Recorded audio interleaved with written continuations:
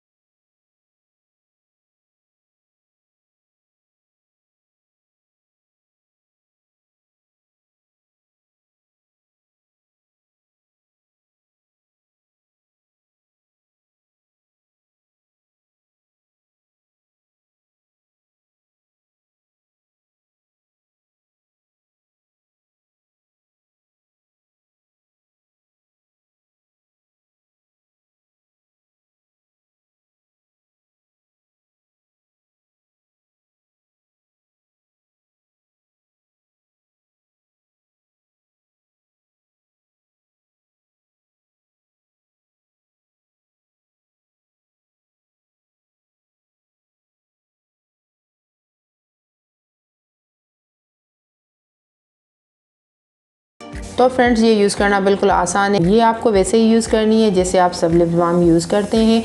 इसका काफ़ी बेहतरीन रिज़ल्ट मिलेगा। आपने खुद होममेड लिप बाम तैयार किया है।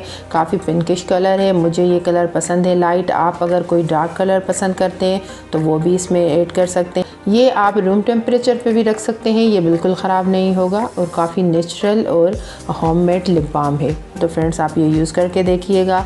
दोस्तों के साथ, रिश्तेदारों के साथ शेयर करना मत भूलिएगा और कमेंट्स में मुझे बताइएगा कि ये लिप बाम आपको कैसा लगा। तो फ्रेंड्स, दुआओं में याद कीजिएगा। नेक्स्ट वीडियो तक के लिए मुझे इजाज़त दीजिए। टिल देन, अल्लाह हाफिज़।